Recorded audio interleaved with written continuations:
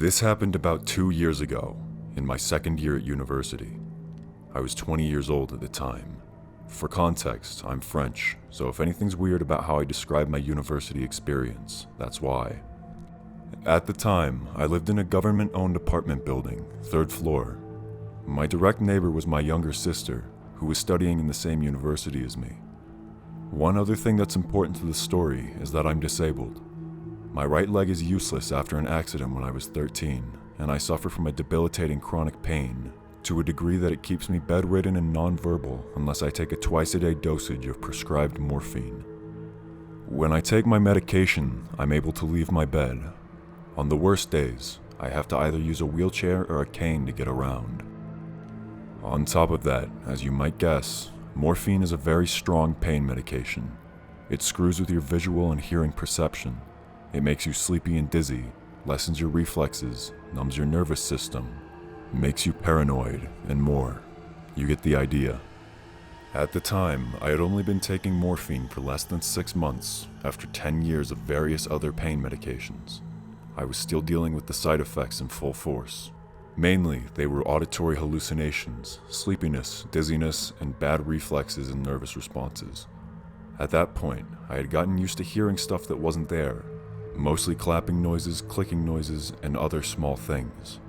I had never hallucinated human voices. That night, I had gone out to the center of the city to meet with some friends.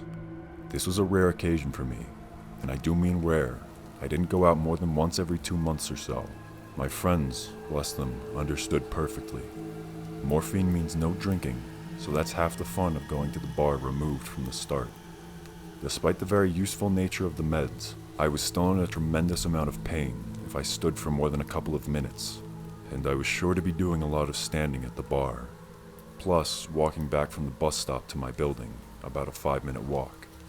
But I went anyway.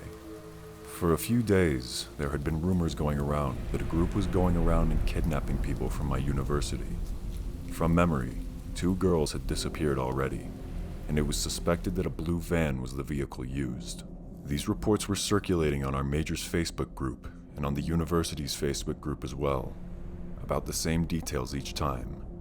But my friends and I were skeptical, mostly on the blue van, because we didn't believe that they would still be running around if the information had spread enough and that we were hearing about it on Facebook. Not that I was thinking about any of that as I came back from the bar around midnight. I came home a bit early because of the pain, and the bus stops taking people midnight. And if I missed the bus, I would have to wake up my sister so she could come pick me up from the tram station, since I was physically unable to walk the 20 minutes required. I got on the bus. Only 3 people were there, and none of them got out at my stop. Now, bear in mind that I was in an extreme amount of pain, so much so that my vision was blurring out on the edges, and I was swaying a bit from side to side, trying to minimize the weight being put on my leg. On top of that, I had just taken a fast-working morphine dose to help me get through the 5-minute walk back to my building. And unlike my twice-a-day high dose, these pills I could take at my discretion, whenever I needed quick relief. The downside of that very practical pill was that it basically knocks you out in 30 minutes. You get so sleepy you can barely keep your eyes open, and basically, you're high for about 20 minutes before either passing out or getting through it, and it gets better after a while. I get out the bus. On my right is a parking lot in front of a bakery with a lot of cars. It's normal because there are a lot of government-owned student flats around that block, and that's where most of them park, so I wasn't concerned. The road I take is straight off from where the bus drops me off, before I turn right into my building. There are a couple of parking spots in front of it, and a wheelchair slope that goes up to a magnetic door. You need your magnetic student ID to open the door, then a key to the specific door to your building. As I walk by the parking lot, I see movement in the corner of my eye, but since I'm half out of it from the pain and the meds, I don't turn to look at it. I hear some noise too, but I just assume I'm hallucinating and I keep on walking. But then, the streetlights reflected off of a car window, and I don't know why, but that made me turn around. I briefly looked to the side, and I saw an old, beat-up white car that was pretty long and low to the ground.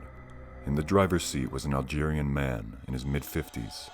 This wasn't unusual, as the neighborhood was half students, half France-born Algerians.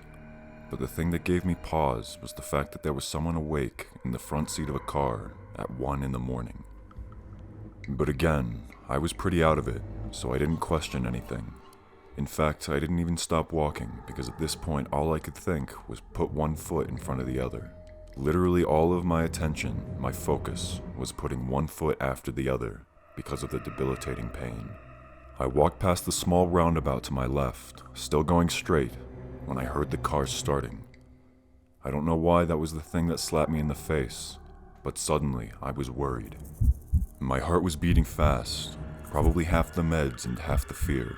But also, I was well aware that morphine tends to make me paranoid, so I tried to calm down. Then, I saw the headlights coming from behind me, drawing a long shadow in front of me. In a second, I ran through the calculations.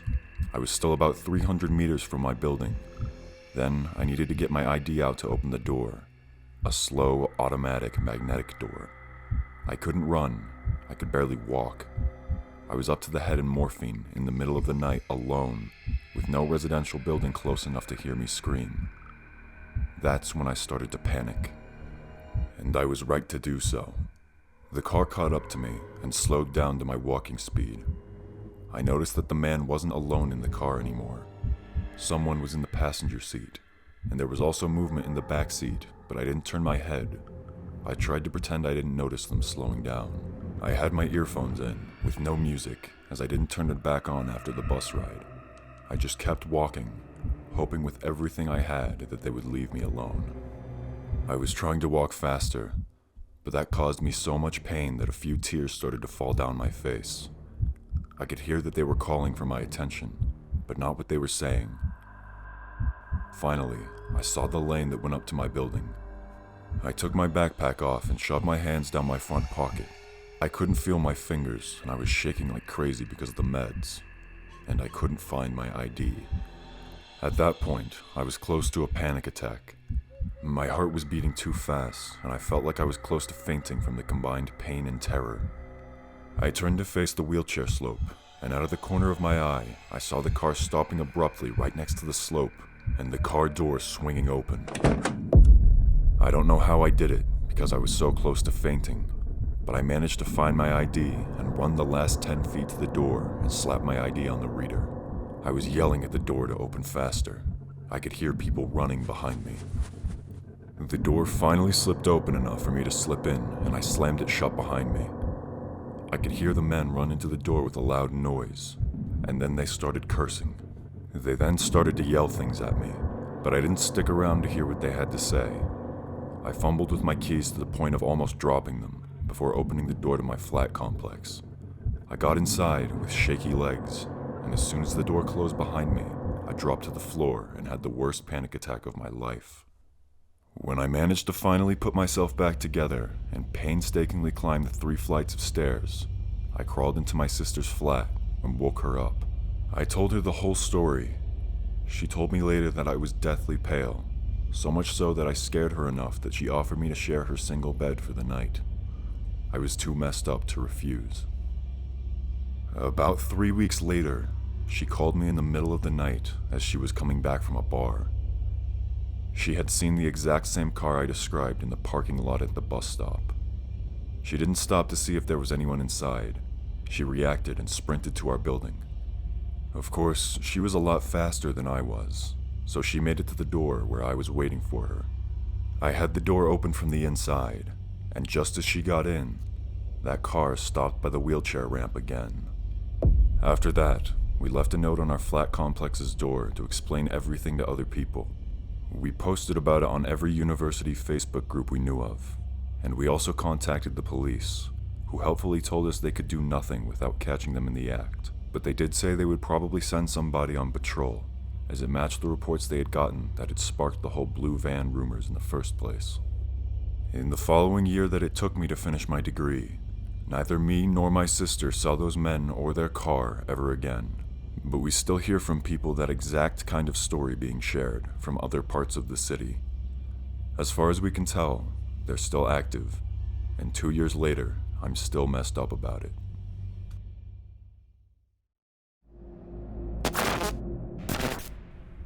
In the fall of 2010, I decided to go back to college.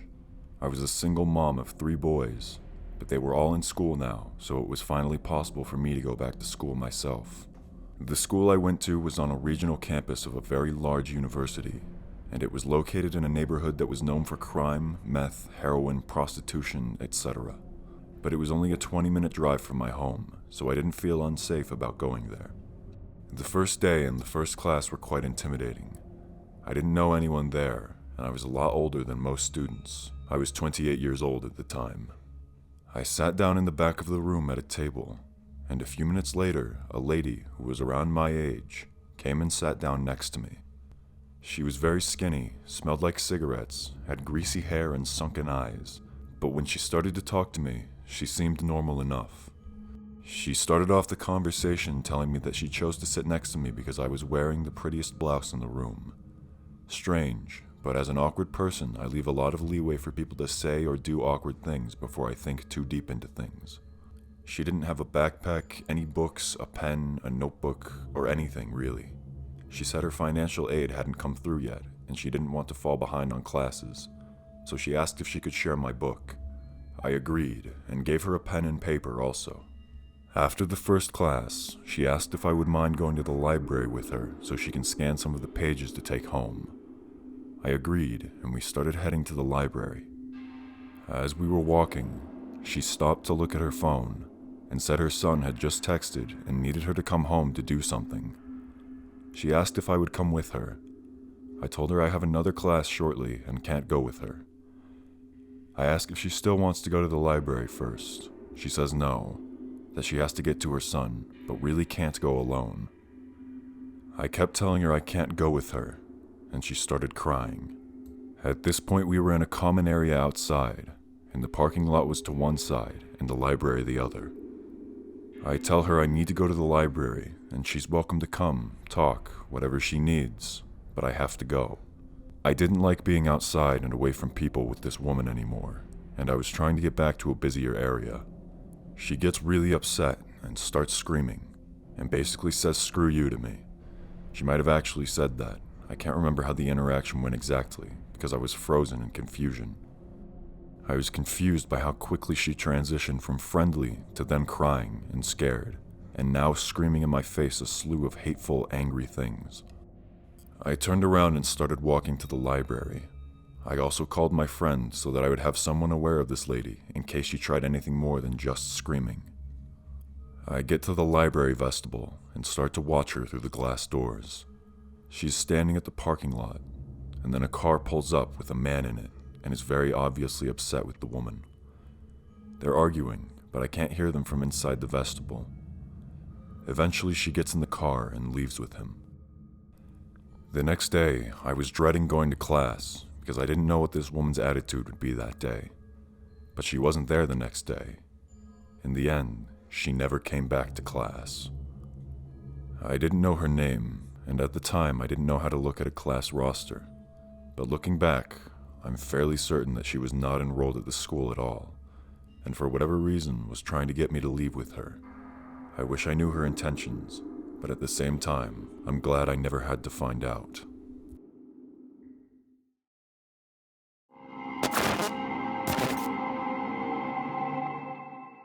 I'm a male.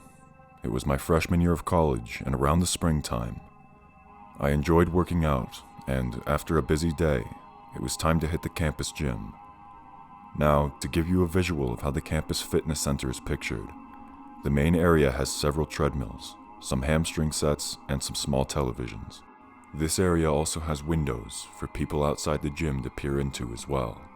And to the right of the treadmill area includes the weight and bench press section, and to the left is the entrance of the gym.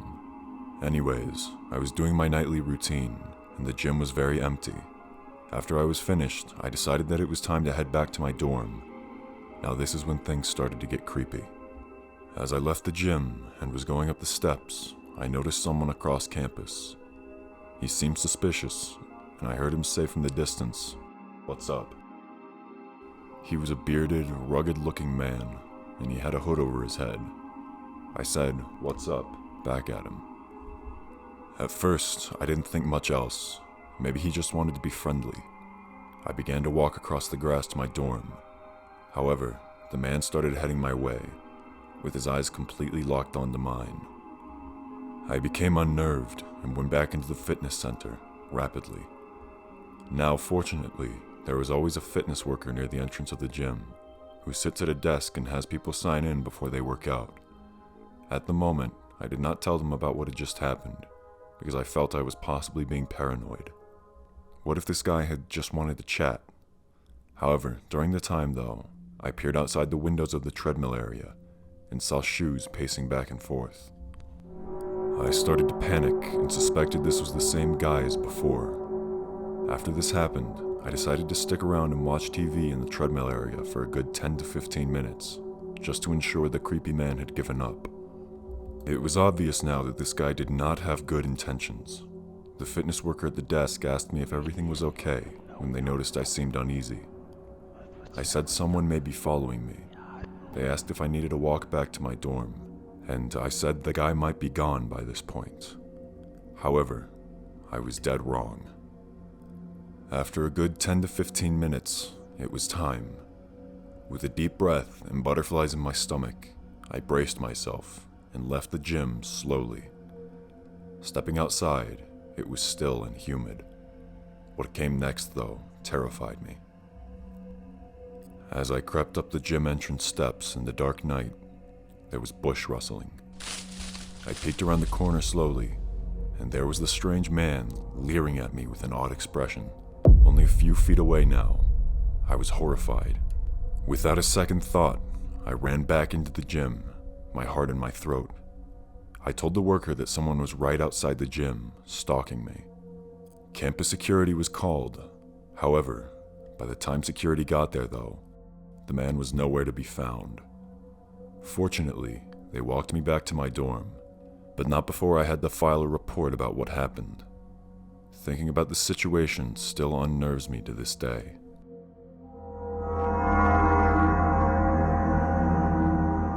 This video contains 3 terrifying true stories that happened to people who were walking alone late at night.